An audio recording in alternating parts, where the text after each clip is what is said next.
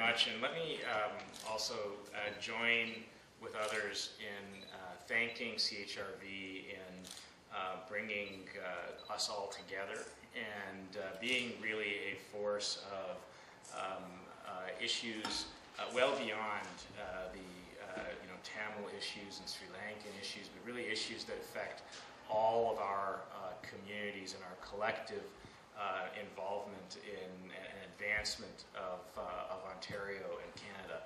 I'm a partner at a law firm called Norton Fulbright, and I maybe wanted to bring a bit of a perspective from the business community.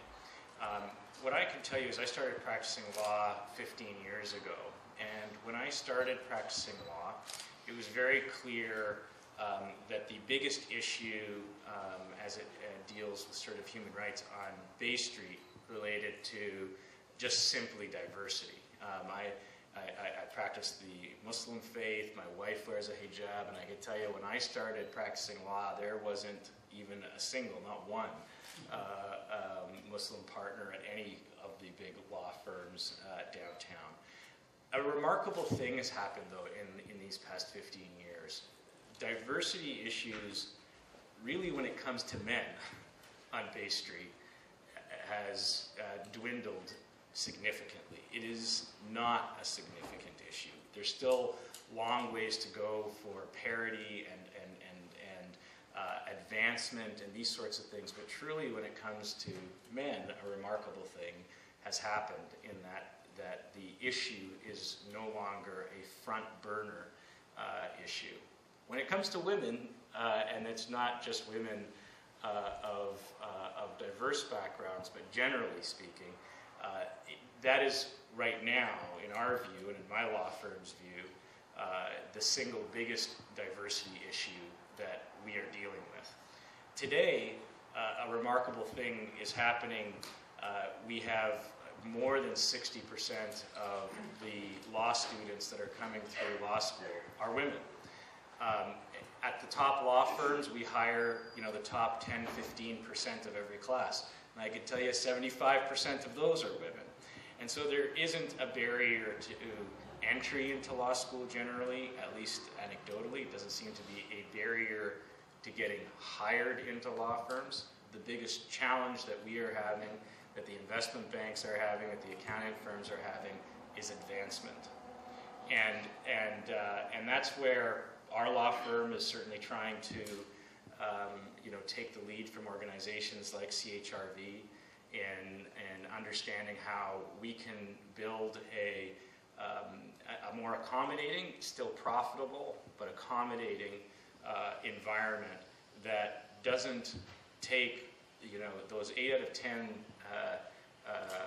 students that we've tried so hard to recruit and that are the top students in their class when we hire them, and just have them on our payroll for 2 or 3 years only to have them leave and either quit the profession entirely or